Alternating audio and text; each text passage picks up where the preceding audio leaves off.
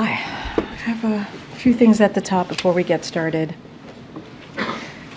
As the President and his team continue working to deliver a historic bipartisan agreement on the border, House Republicans have a choice to make. They can keep playing politics, or they can work in a bipartisan way to secure the border. Sadly, this is not new. For years, they have refused to heed the President's request for action on much-needed funding for border security.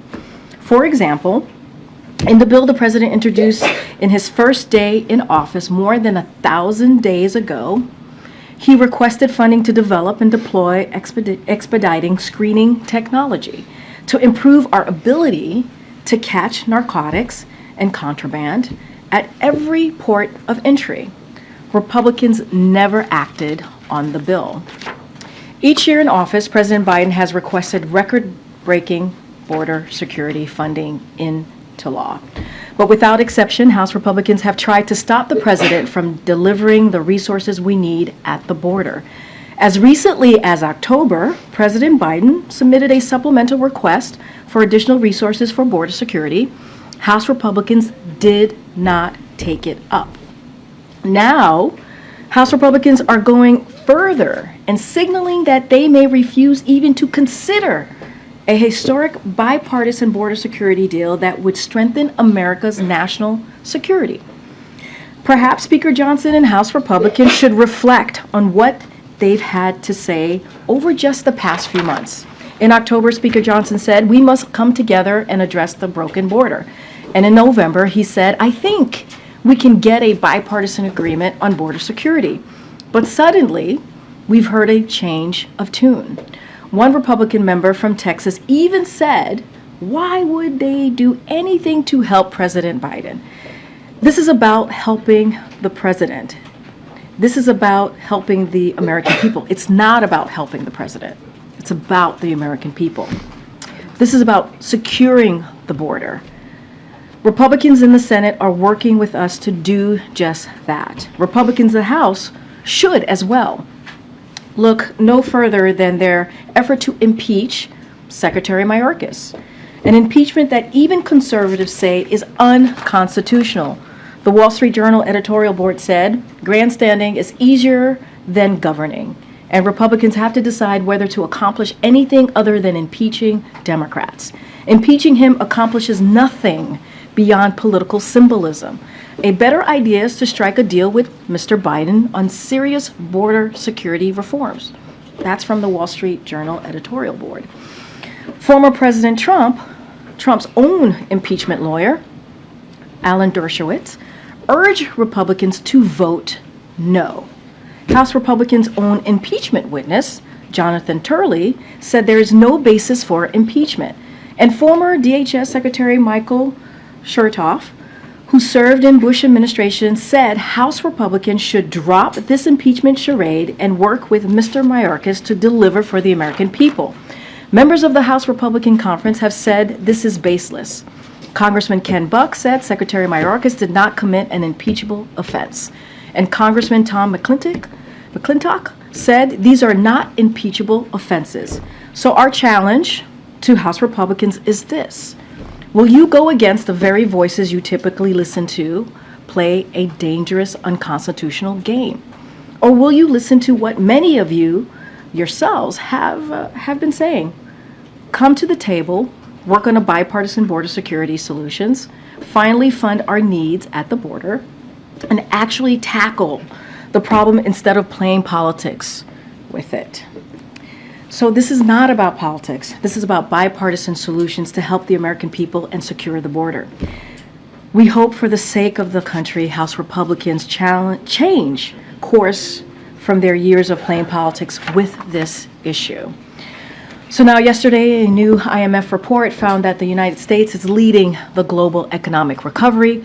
As Axios put it, the U.S. is winning the world economic war. The United States economy grew faster than any other large advanced economy last year by a wide margin and is on track to do so again in 2024. And the Washington Post wrote earlier this week, falling inflation, rising growth give U.S. the world's best recovery. That's thanks to strong actions taken by this president to recover from the pandemic and invest in America. And yesterday we got new evidence Americans are seeing the results, with consumer confidence at the highest level in more than 2 years, and inflation expectations falling to the lowest level since the start of the pandemic. And before I turn it over to my colleague, Admiral John Kirby, as you all know, this Friday, the President and the First Lady are honored to attend the dignified transfer of the 3 U.S. Army soldiers we lost in Jordan. As the President said, these service members represented the very, very best of our nation. The President spoke to each of the families yesterday to offer his heartfelt condolences, and he and the First Lady will have an opportunity to meet with them in person in Dover on Friday. As the Pentagon announced yesterday, the President and the First Lady will be joined by Secretary of Defense. And so with that, Admiral? Just very briefly here at the top, I just want to note that the National Security Advisor, Jake Sullivan, had a chance to meet today with the Israeli Minister for Strategic Affairs, Ron Dermer, while he was here in town. They, of course, discussed the situation on the ground in Gaza. Also had an opportunity to talk about continued efforts to increase the flow of humanitarian assistance into the people of Gaza. And, of course, they talked about our ongoing collective efforts to get all the hostages released, get them back home with their families where they belong, and those negotiations and discussions are certainly ongoing right now. Now, this meeting comes on the heels of Jake's meeting yesterday with the families of the American hostages, and his discussion yesterday as well with the Emir of Qatar, Sheikh Al Thani. Again, all really around trying to see what we can do to get another deal in place, another pause in place to get those hostages back with their families. With that. Admiral, I want to make sure I get this right. Iran's ambassador to the UN warned today that Iran, quote, would decisively respond to any attack on the country, its interests and nationals under any pretext. One, do you have any reaction to that warning? And two, more specifically, could that be read as a tacit acknowledgement by Iran that the U.S. can keep the Mideast conflict from expanding if President Biden shows restraint in his response that may be forthcoming? The folks that need to show restraint are these groups that Iran backs. But nevertheless, I would just say a couple of things. First of all, as we've said many times, we don't seek a war with Iran. We're not looking for a broader conflict. We're not looking for a war with Iran. That's number one. Number two, we have obligations in the region, including those to our troops and our facilities. And now, as Karine reminded everybody, those attacks have taken the lives of 3 of them. We will do what we need to do to make sure that those responsible are held properly accountable. And is there attribution yet of which militant group or groups were behind this?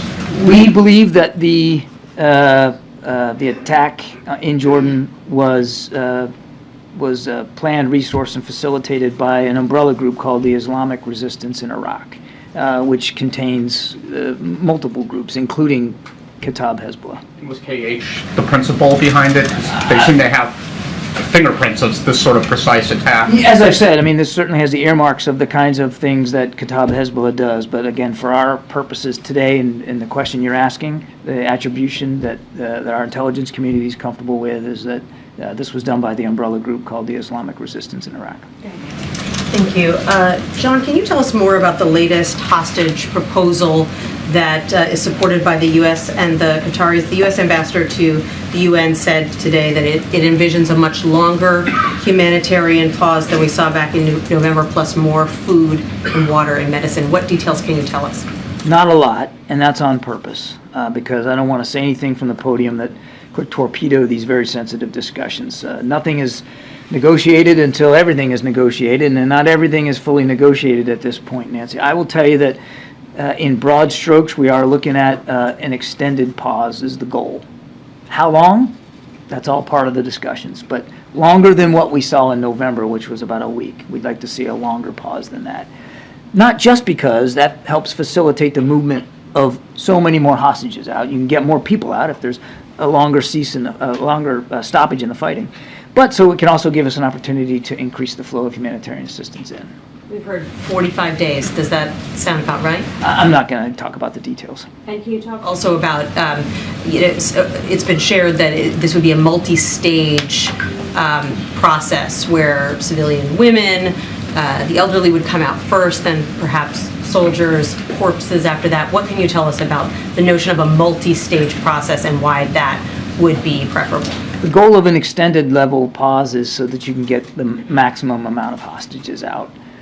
The modalities of that, should we be able to get this in place, of who's coming out when and what sequence, is all part of the discussions right now, so I'm just not going to get into that. How has Hamas responded, if at all, to this latest proposal? I would just tell you that the discussions that we've been having and are continuing to have been constructive. They've been, we believe they're moving in the right direction.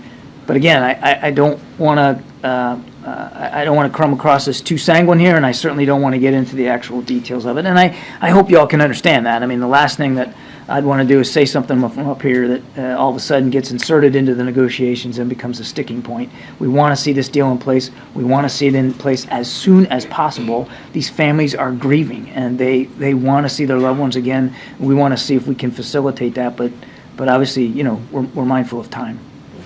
Thanks. It has been 3 days since the attack in Jordan that killed 3 service members. The president said yesterday that he had decided how to respond, but we haven't seen any public action. Well, you know, at least publicly, we haven't seen any action. So with every day that passes and no response, are you missing an opportunity to signal resolve? I think we signaled resolve pretty well. And as I said the other day, we'll respond on our own time, on our own schedule. And we'll do that. And I would also caution you not to think that the first thing you see, you talked about publicly seeing, not the first thing you see won't be the last thing. Can you confidently say that Iranian-backed forces have not begun moving assets out of the region in anticipation of a possible retaliatory strike?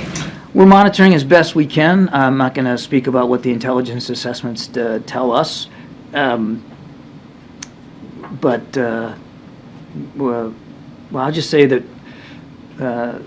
we're confident in the planning, and we're confident in the response. Is it possible that they're moving assets out of the region as they're getting ready for the U.S. to respond? I'm not going to talk about intelligence assessments. As the president said, we're going to respond, and we'll respond in an appropriate way. Admiral, can you give us a little understanding of the process when the president said yes, very definitively, he'd made a decision, and yet we know there's still ongoing work related to the attribution and assessment of potential targets and those sorts of things. Is it a multi-part decision process for the president, or is the yes he gave already put into kind of the action that the Pentagon would need to go forward, or would he come back and review the specific targets and that kind? Can you shed any light on that longer process? Just in terms of process,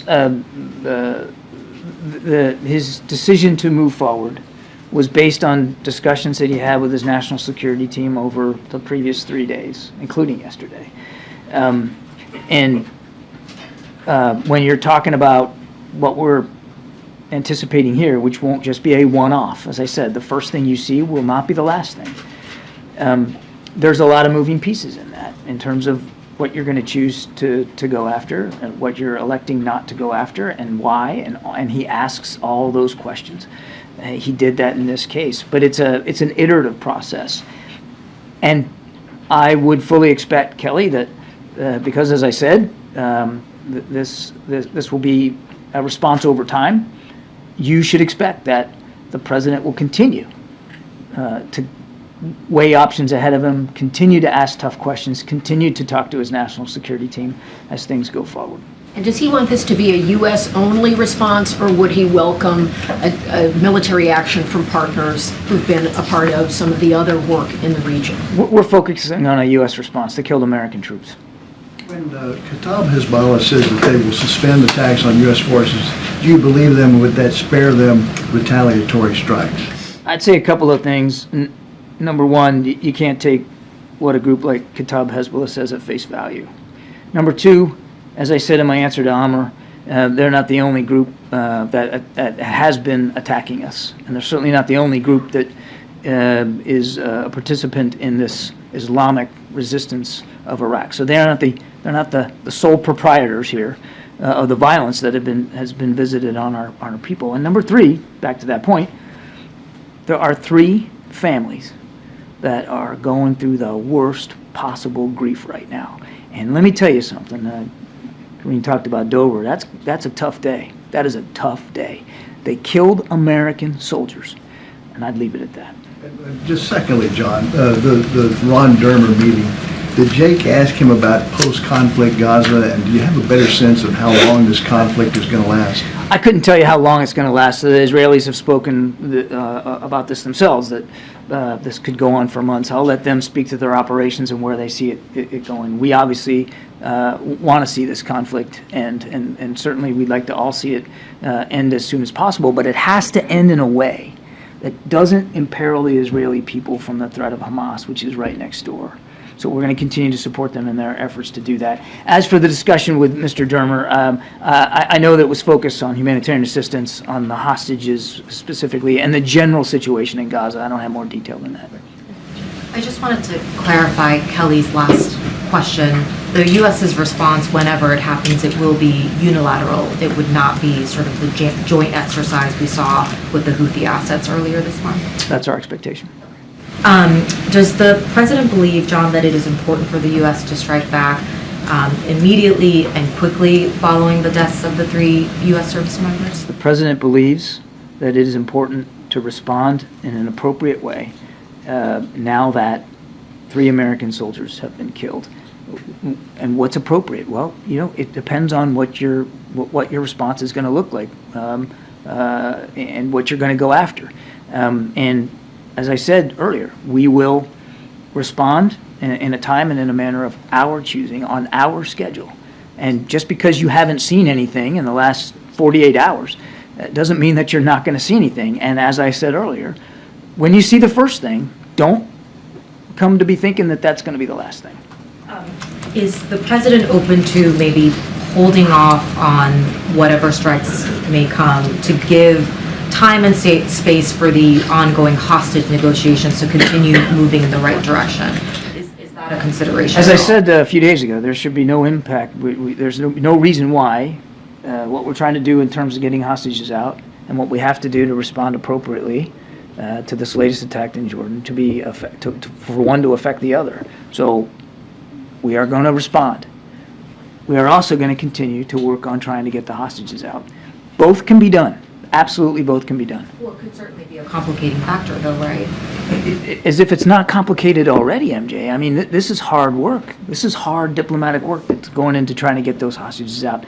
It's hard, but that doesn't mean that you put the brakes on that because you feel you have to respond, which we do. And it doesn't mean that you don't respond to the attacks in Jordan because this diplomatic work is still going to remain difficult ahead of us. We can and we will do both. So you're saying the hostage negotiations, that those are not a factor in the president's thinking and deliberations over how to strike back, that those 2 things are totally separate in his mind? I don't think I'm going to parse out the president's decision-making process here.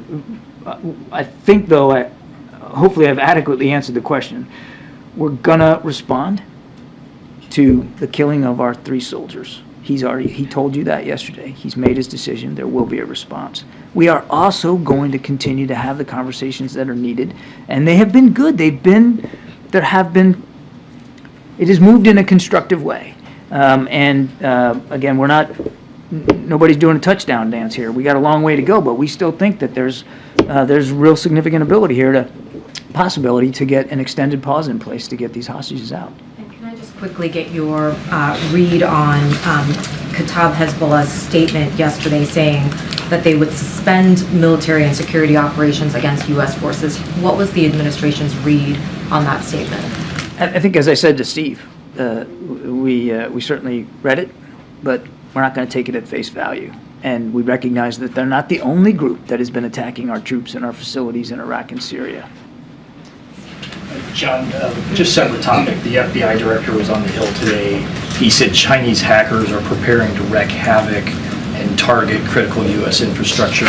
Has the administration seen any evidence that critical infrastructure could be compromised, and what are you doing to strengthen those? I would just tell you that this is something we monitor very closely all the time, and we take all these threats seriously. You have to, each and every day. There's not a day where we're not taking a look at cybersecurity, particularly when it comes to critical infrastructure. I think that's as far as I'm going to go on that. Jake met with the Chinese foreign minister recently in Bangkok. Did that issue come up at all? Did he bring up cyber in their discussion? I won't get into the specifics of the conversation. This was a follow-up to the meeting out in San Francisco between President Xi, President Biden, and really meant to look at the ways in which both our countries are meeting the commitments coming out of that discussion, including the work on counter-narcotics, the military-to-military communications, the restoration of that, and a whole range of other issues, including cross-strait tensions. Thanks, Karine. John, do you have confidence that the Kenyan government has satisfied the requirements from the Kenyan Supreme Court outlined for this multilateral force to be sent to Haiti? And if not, what is your plan B? Obviously, the U.S. has been pushing for this multilateral force to be led by the Kenyans for some time, and the UN Security Council resolution is predicated on their leadership. So do you have a plan B if that doesn't work out? We were very grateful that Kenya had agreed to step up to lead that multinational security effort. I'll let the Kenyans speak to where they are in the judicial process. That's really not for us to speak to. We're grateful that they had stepped up and volunteered to do that.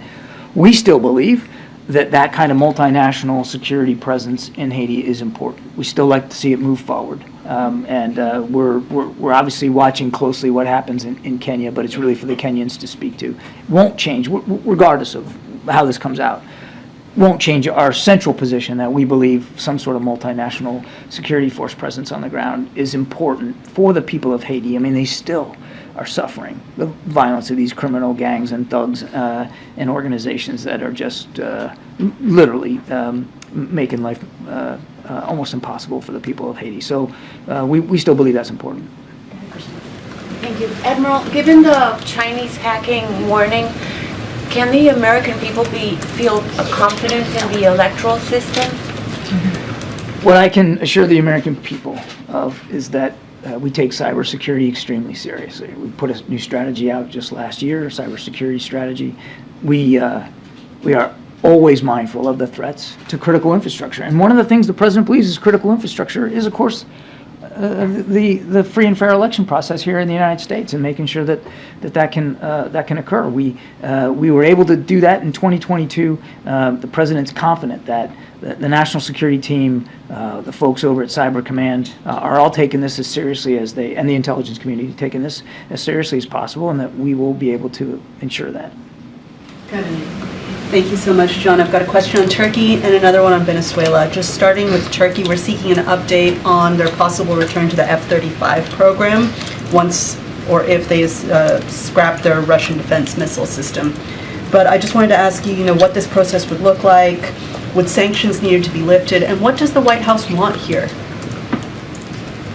There's no change to our view that the F-35 program for Turkey is incompatible with their use of the S-300 and the S-400 missiles. So we're still having those discussions. And should Turkey be able to resolve our concerns about that, then there could be a restoration of moving into the F-35 program. But that's where we are. There's no change to that. On Venezuela, their leadership now says they'll suspend U.S.-Venezuela repatriation because of the U.S. threat of sanctions that you outlined on Monday. Sorry, I was just trying to catch your eye. How does the White House... I'm listening. I'm listening. I'm just texting somebody. No, I'm taking notes so that I don't screw this up. See that affecting movement on the southern border, and what are you doing to prepare for that possible challenge? So I really don't have much more to give you today than what I gave you the other day. The Maduro regime made commitments back in the fall about what they were going to do to allow free and fair elections and allow for the active participation of opposition parties. They have until the spring to move forward on those commitments, and we're going to be watching it closely. I'm not going to preview any economic levers at this point. We're looking for the Maduro regime to step up and meet the commitments that it made in October. So the President will host the Japanese Prime Minister Kishida for the visit on April 10th. It's still January, but what should we expect from the meeting? And speaking with Japan, a Japanese company, Nippon Steel, offered to buy US Steel last December. I know the President already welcomed the investment from the foreign countries. So what is the President's opinion on this offer? So the President's looking forward very much to having Prime Minister Kishida here. Japan, as you know, a terrific ally and great friend, not just in the region, but the effect that they have around the world. So there's going to be a lot on the agenda. It is January, and the state visit is in April. I have no doubt that you'll hear more from us in greater detail as we get closer to it. But look, the tensions in the Indo-Pacific, opportunities to improve our alliance, the capabilities, opportunities to improve trilateral cooperation with South Korea, Japan, and the United States together. There's going to be a lot to talk about. I don't have anything new to say about this U.S. Steel potential purchase. That would be inappropriate for me at this time, but I would just tell you that the President is the most pro-union president we've had. He absolutely wants to make sure that there's a level, fair playing field for steel workers in this country. That will always be foremost in his mind. That's about as far as I think I can go. Thank you so much. I will have a question on Ukraine. So the EU said today that they would only be able to supply 500,000 artillery rounds that they had pledged for Ukraine, and this comes at a time when U.S. assistance has stopped. So how bad is all this for the Ukrainian forces, and do you see an impact on the battlefield already? It sure as heck ain't good. And this is why we need the supplemental funding. It's critical. And artillery rounds are one of the most expended munitions on the battlefield, continue to be. It's absolutely critical that we get this funding for Ukraine so that we can get back to leading the world in supporting Ukraine and their ability to defend themselves. So I can't speak for the European Union or other European nations, but I have said in the past that other nations will be looking to us for our leadership. They will be looking to us for decisions and certainty about what support for Ukraine is going to look like going forward. It's absolutely vital we get that funding. Thank you. Admiral, right now, obviously the U.S. is contemplating retaliatory strikes that could be in Iraq or in or around Iran or other countries. U.S. and British planes have hit targets in Yemen. U.S. forces have come under attack in multiple countries in recent weeks. All these are part of the same larger conflict. At what point would the administration consider this to be at least a small regional war? Yeah. Well, I absolutely don't agree with your description of the same larger conflict. There's a conflict going on between Israel and Hamas. You didn't even mention that one. Yeah, I'm mentioning it. And we're going to make sure that we continue to get Israel the support that they need to defend themselves against a still viable threat. We were there were attacks against our troops and facilities in Iraq and Syria well before the 7th of October, certainly in the last administration as well. And as for the Houthis, they can claim all they want that this is linked to Gaza. But 2/3 of the ships that they're hitting have no connection to Israel whatsoever. So it's just not true. It's a falsehood. And we're going to continue to do what we have to do to protect that shipping. And as we did just today, if we see an opportunity to prevent a missile from getting launched, we'll take it out. We'll do what we have to do. And on the subject of Gaza, officials with the World Health Organization, the UN World Food Program, and UNICEF are all warning that the humanitarian situation there is quickly approaching the point of being a famine, and that the decision by the U.S. and other countries to pull UNRWA funding will make the problem even worse because of UNRWA's unique capabilities in Gaza. Does the White House share these concerns, and what's the administration prepared to do to fill any gap in aid to Gaza caused by the decision to defund We UNRWA. absolutely share the concerns about the humanitarian crisis that's in Gaza right now. Certainly, we know that severe hunger is one of those issues, which is why we're working so hard to get more security assistance into the people of Gaza, which is why it's so important that these discussions that we've been having about an extended pause actually come to fruition. Because it's not just, it is primarily about getting those hostages out, of course, but it also will give you a longer opportunity to increase that aid. So absolutely we're concerned about that, no question about it. Now look, we suspended funding temporarily to UNRWA as they do this investigation. We believe it was the right thing to do to stop that funding while they investigate, and we'll see how that investigation goes. We'll see what they learn, and we'll see what accountability measures they put in place. I would remind that that it is a suspension, it is not a termination. We'll take a look at what our options are depending on how the investigation goes. And the money that was suspended, there wasn't a lot left in the allocation, and the money that was suspended was really designed more for their efforts in Jordan, not in Gaza. Thank you. If the border bill plus Ukraine aid fails, is there an alternative legislative vehicle to get aid to Ukraine? And do you believe that House Republicans, in killing the bill, are helping Vladimir Putin? On your first question, no. The national security supplemental is what we need. It was thoughtfully calibrated, thoughtfully arrived at through discussions with our Ukrainian counterparts. We need that funding. Right now, as you and I are speaking, we aren't sending additional security assistance to Ukraine. There's nothing left. We've got to have that funding. And on your first question, do I think House Republicans are supporting Vladimir Putin? I'm not.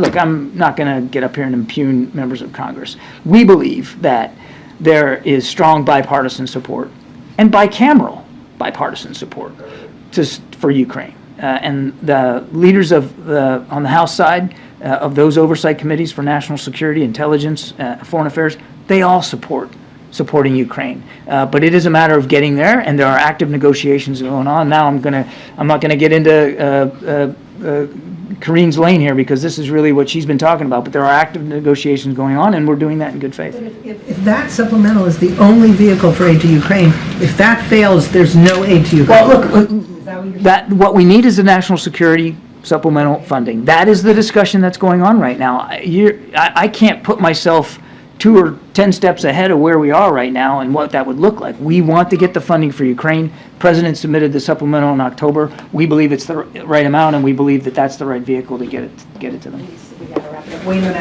Thank you, Karine. John, you've been saying since October 7 you don't want to escalate, and when you've been asked last time what do the Iranians want, you referred us to the Iranians.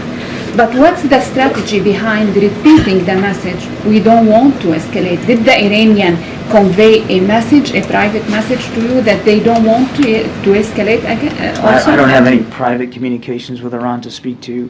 I'm not really, I probably don't understand the question as well as I should. Nothing's changed. We don't want to see the conflict widen or escalate.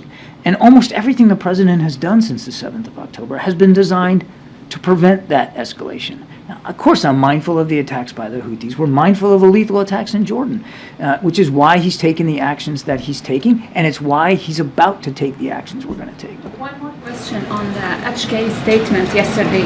Was it Kataib Hezbollah statement yesterday in Iraq? Was it a result of a diplomatic engagement with the Iraqi government, pressure? Were you in contact with the Iraqis on this statement, or did you pressure them, something like that? No. Last question.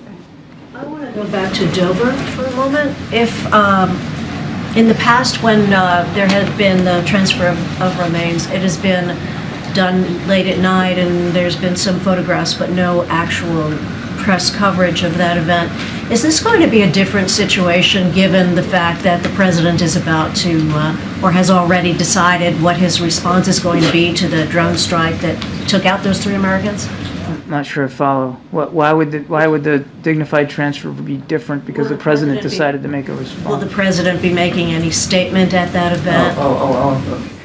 No, just to level set here, the way these dignified transfers happen, you've talked about some coming in the middle of the night. They come in, it's not, the arrival time is set by the military. It has nothing to do with who's going to be there to meet them. That's number one. So they come in at whatever hour the U.S. military system has that plane arriving. It's completely independent of any other factor. That's point one. Point two, on the press coverage, that is determined by the families, not by the administration, not by the U.S. military, not by the folks at Dover.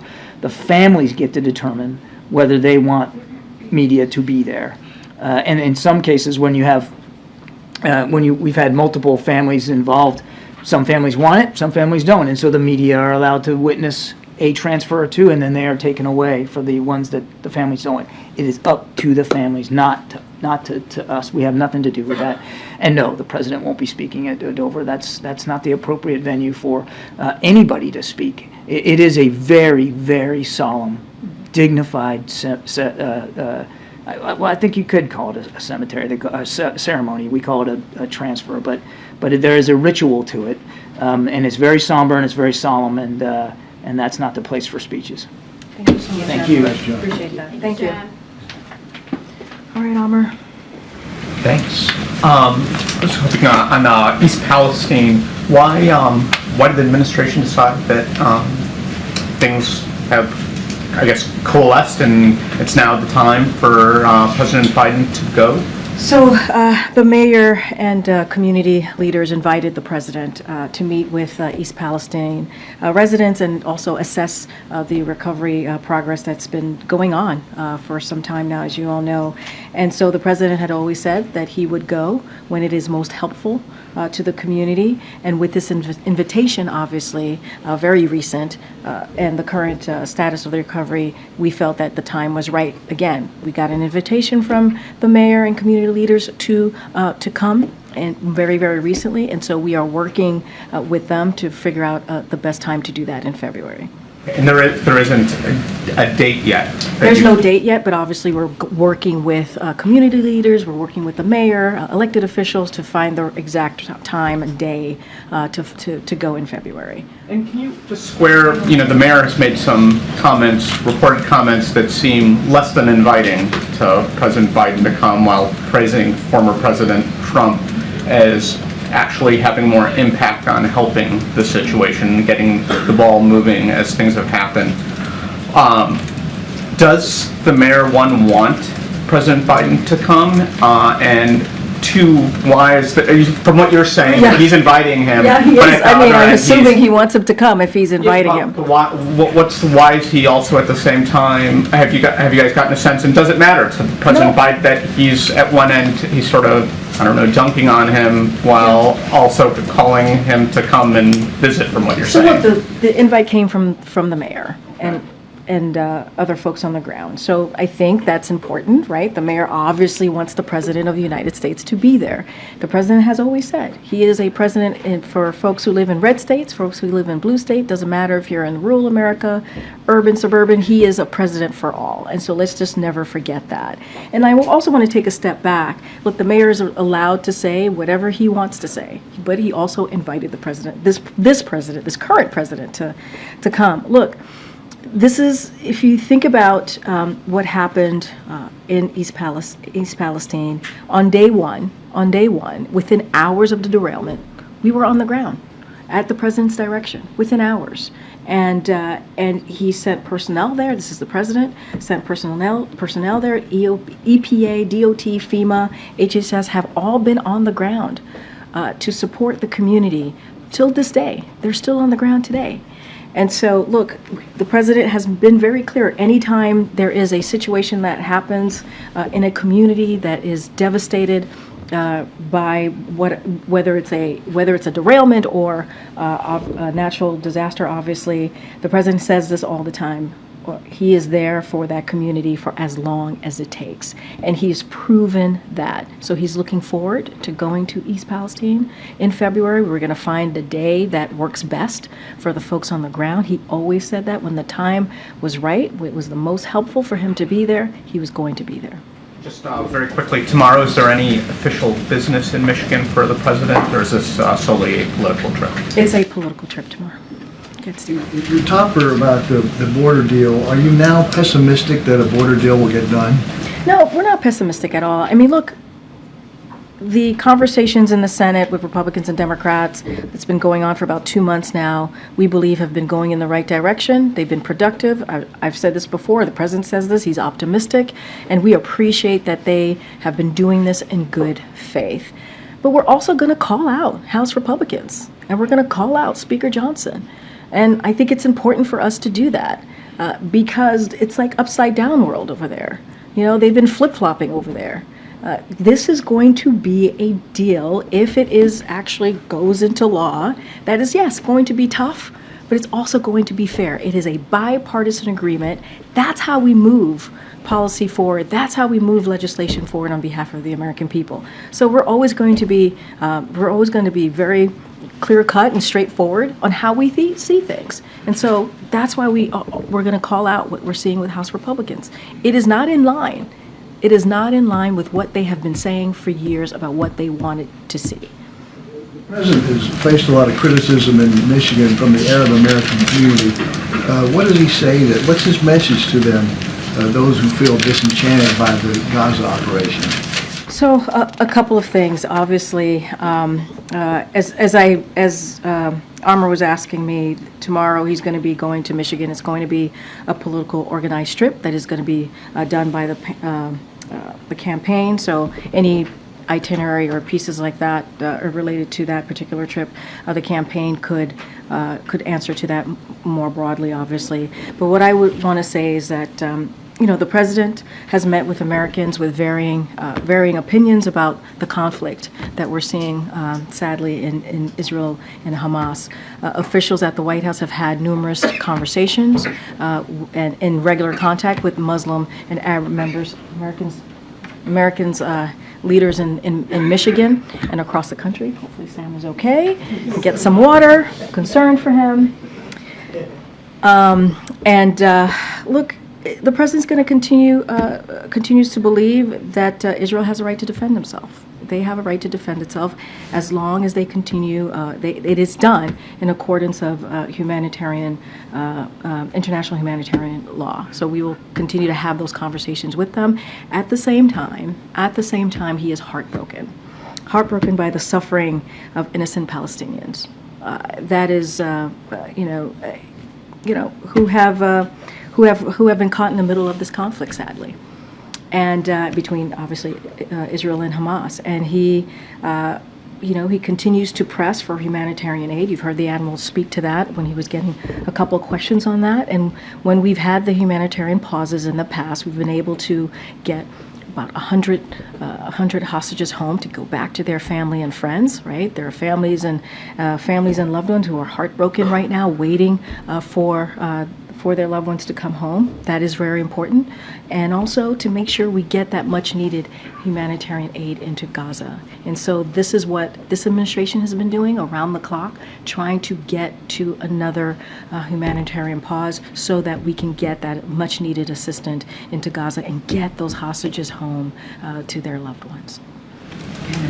Karine, is the White House open to a separate bill that funds Israel and Ukraine and tabling the current supplemental package as some Senate Republicans are discussing? Look, what we want, and to answer that question very straightforward, is we want the national security supplemental to be passed. That's what we want. As you know, we introduced that in October. I've said this very, very often. When the president asks for a supplemental bill, it is because it is an emergency request. This is an emergency request that we believe is important for our national security, hence the name of the supplemental, for not just for around the world, but for us here, for Americans here in this country. And so we are going to be very focused on getting that done. We appreciate the conversations that's happening on the border security in the Senate, both Republicans and Democrats, but we want to see the national security supplemental bill move forward as it stands, as it is all together. I understand that's your preference, obviously, but is the White House open to a separate bill that just deals with Ukraine and Israel? That's not the discussion we're having. That's not what we're looking for. That's not what we're moving towards for. That is not the discussions that we're having. That is not what we want to see. We want to see the entire we want to see that national security supplemental move forward. That is what we're working towards. Just to clarify, when you just said that's not the discussion that we're having, do you mean that the White House has not been engaged with Senate leaders, Senate Republicans in particular, about that idea, which is being discussed right now? So what we have focused on, sir, I mean, the answer is we're focused on getting the national security supplemental moved forward as is in the way that the president requested it. That's what we want to do. That's how we're moving forward. And that is, we believe, what has been asked in that bill, those different components, those different pieces, are incredibly important. It is what's needed for our national security, and we need to move forward with it as is. Has anyone at the White House had discussions with members about that idea? Look, I don't have any discussions to share with you about that. I can tell you what we're moving towards. We're moving towards on making sure that we get that national security supplemental move forward as it is, as the president requested from Congress. That's one of the reasons we're having these really important bipartisan conversation in the Senate to see what we can do in the border security, but we want that national security supplemental to move forward. That's what we want. We want that request to move forward. Okay. Thanks, Karine. Boeing CEO said today that the company caused the problems with the 737 MAX and needed to return focus to safety. Obviously, in addition to the administration's role on ensuring air safety, the government is one of Boeing's biggest customers. So are you guys confident that the leadership at Boeing can execute that pivot back to safety? Look, what we want to make sure, and what FAA wants to make sure, and it is their top priority, that we make the safety, obviously the safety of Americans as they fly across the country, obviously, and beyond, is safe. And that is what we want to be very, very clear about. I can't speak to, obviously there's an investigation going on, they're looking into it. I'm going to let that investigation go forth. I don't want to get ahead of that, but obviously we're concerned. Obviously we're concerned. We want to put American safety, we put American safety first. That's what FAA does. But I'm not going to get into the leadership of Boeing. I'm not going to get into specifics of that. FAA has acted, they've taken action, and we're going to let that process move forward. In addition to the MAX, the Osprey, which is made by Boeing, is under review. I was just wondering if you had any update on the review there. So we don't have any updates for you at this time, Justin. What I can say is that the Department of Defense is better to answer those specifics as it relates to the Ospreys. So. One last one. Yeah. A judge in Delaware yesterday ruled that Elon Musk's pay package at Tesla was excessive. Elon then tweeted that companies shouldn't incorporate in the president's home state. So I'm wondering if you had any reaction to the ruling, but barring that, thoughts on Delaware's corporate governance and legal system that you might want to share? So I'm going to be really careful. I'm not going to get into a private company's legal cases. Look, this ruling, and I'll just add a finer point, this ruling doesn't involve this administration at all. It just doesn't. So I really don't have anything more to share from here. Okay, Nancy. Thanks, Karine. There's some big protests planned tonight in Dearborn, Michigan, on the eve of the president's visit to Michigan tomorrow. Arab Americans protesting the administration's handling of the war between Israel and Hamas. Does the president have any plans to meet with any Arab American community leaders when he's in Michigan tomorrow? So, as I stated, this is a political event. The campaign certainly can speak to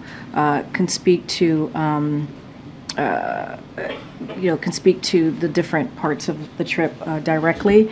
I'll say this, and I kind of said this at the top when I was asked this question. The president has had meetings with Muslim and Arab leaders. Obviously, we don't read out every meeting. So has White House officials here have been in regular contact with Muslim and Arab leaders, folks in those community. Don't have anything else to share beyond that. And I've laid out out that we understand. Like, we get, this is a very difficult time for people. We get that. We get that it's a very difficult time for folks. You know, we always believe it's important, the president believes it's important for Americans to feel like their voices can be heard and to do that in a peaceful way. And so that is where we're always going to be on that. I laid out just moments ago, like how heartbreaking it has been to see Palestinians, innocent Palestinians, you know, have been caught up in the middle of what we're seeing between obviously Israel and Hamas. And so we're going to continue to push for these humanitarian pauses to make sure hostages come home to their loved ones and families and get that all very important needed humanitarian aid into Gaza. Does the president believe he may alienate Arab Americans with his policy? And is he willing to sustain that kind of difficulty because he believes in his view about Israel's right to defend itself? Is that a cost of this war that he's willing to sustain?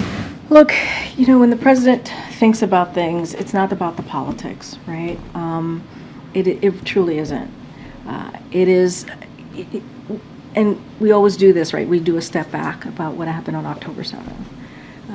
Israel was attacked by a terrorist organization, Hamas, and those leaders in that organizations have said they want to see October 7th happen over and over and over again.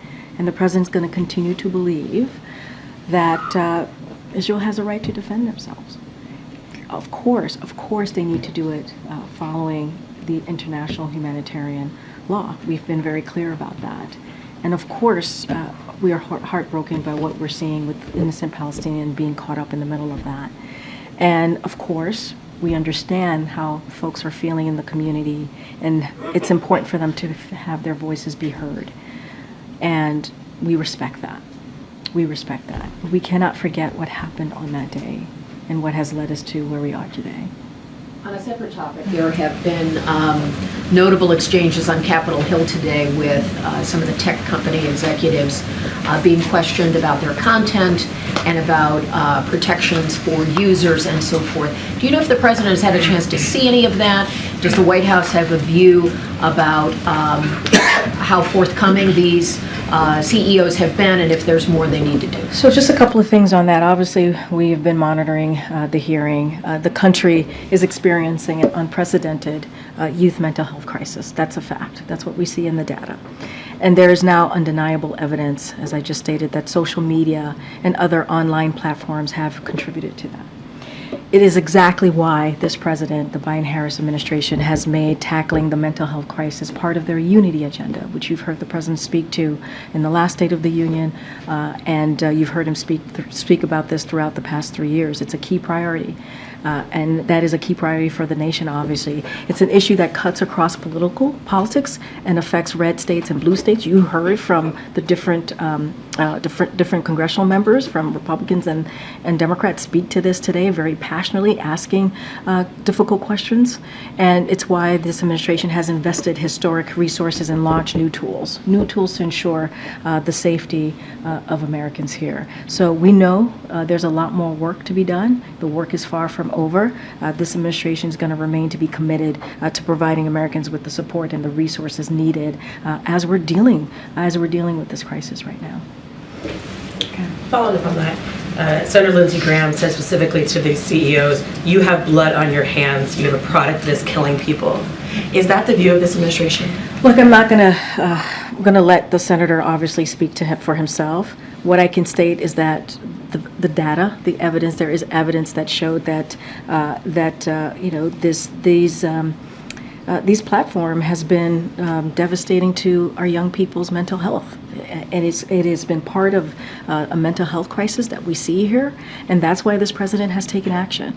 And look, we have to do everything that we can. This president believes we need to do everything that we can to have the resources to make sure that we help Americans as we're dealing through this mental health crisis. We believe that particular issue is a unity issue. It brings people together, both Democrats and Republicans. They support this, and it's been a key platform of this president. I'm not going to dive into everything that congressional members said, senators specifically said today, but obviously this country is experiencing a crisis amongst our young people, and we have to do something, and the work is far from over. At least one of the CEOs endorsed the Kids Online Safety Act.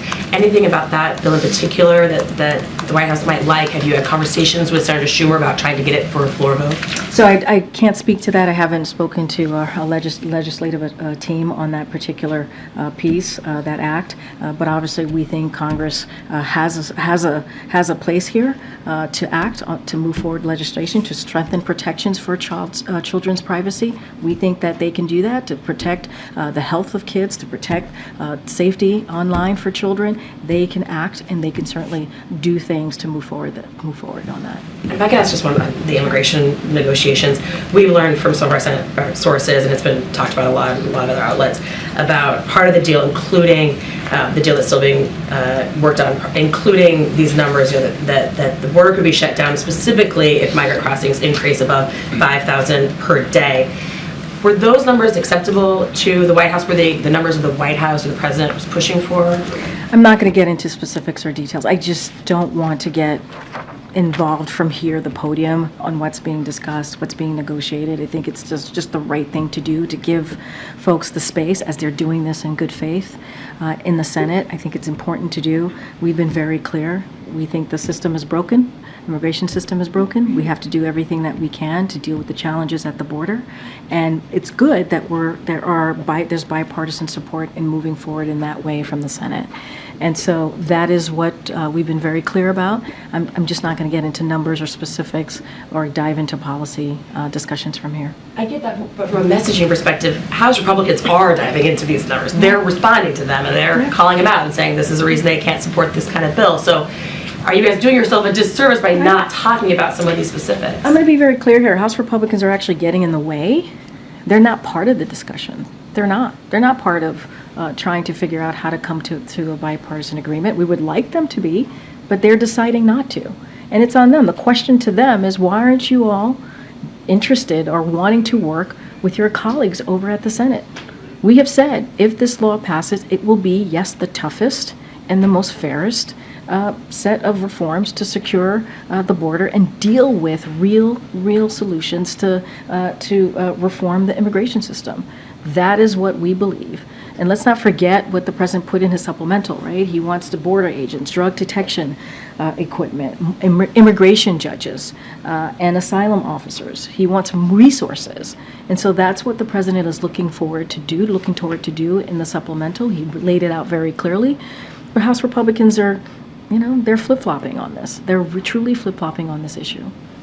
Go ahead, Jared. Is there a timeline or deadline for these talks, or are you happy to just have them be open in it as long as it takes? Well, we think it's moving in the right direction. We think it's happening in good faith.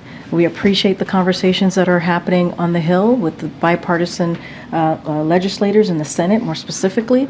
And we want this to move as quickly as possible, obviously. Yeah. Do we want it to happen today? Did we want it to happen 2 weeks ago? Obviously, yes, but we want to give them the space to do this. This is an issue that we have been dealing with for decades, even in the last administration, obviously, for decades. And so now we're at a moment where we can come to a bipartisan agreement, where this is happening in the Senate. And so we think that's a good thing. As you heard me call out House Republicans, because it's important to do. They're being disingenuous right now with where they are, where they've been on this issue, and we're going to call them out. I ask because a lot of times these bipartisan talks that deal with like fiscal issues or whatever have a date certain, right? There's like a shutdown deadline or something else, right? A trigger. That's not so there's not like a date circled on I don't have a calendar. timeline for you, Jared. I don't. We want to get this done, obviously, as soon as possible. Let's not forget, I talked about more than 3 years ago, more than 1,000 days ago, we put forth, the president, his very first piece of comprehensive legislation was to deal with immigration. That's what he wanted to do on the first day. So it's been 3 years. So obviously we want to get this done. Go ahead, Phil. Two questions on East Palestine. First, has the White House coordinated or discussed with DOJ any type of damage settlement or compensation for folks there who were affected by the derailment? So I don't have any specifics. I would have to refer you to the Department of Justice on that piece. Obviously, we want to make sure that Norfolk Suffolk is held to account. We're going to make sure that happens. We are determined to get that done. I think you've heard that from the Department of Transportation as well, from Secretary Buttigieg. You've heard that from us many times. We want to make sure that they pay. They pay for the derailment that they caused. And so obviously that is a priority. And then next month, when the president is in East Palestine, will he drink the water there? I mean, look, what I can tell you is the president's focus has been to do everything that he can to support this community from day one. We get what's going on the ground. We understand what's going on. That's why we've had the EPA. That's why we had DOT. That's why we had HHS. That's why we've had FEMA on the ground. You know, this is not about some sort of like political stunt here. This is not what this is about. This is about this president being a president for everyone and showing up for this community. That's what this is about.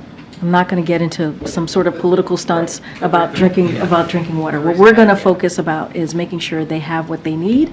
And the president was invited by the mayor, by community leaders. He's going to show up. He always said he would be there when it was the most helpful. The reason I ask is, despite some of the federal assurances, there are folks on the ground who are not political and are just very concerned, and they doubt some of the assurances. And we understand that. We get that. We get that. Something horrible happened to that community. A derailment happened in that community that caused a lot of, some damage, real damage to folks who live there. We get that. That's why we've had, again, EPA, FEMA, HHS, DOT on the ground within hours by this president's direction. So we're taking this incredibly seriously, Phil, and the president's going to go down there in February when the time permits, right? The best time to do this. We're working with folks on the ground to visit the community and be there. And it's not going to be about politics. It's not about being in a red state or a blue state. You hear us say this over and over. You hear from the president over and over again because he wants to make sure that he's there for this community. I have to go. I actually have to go into the Oval Office. Thank you, everybody. Thank you.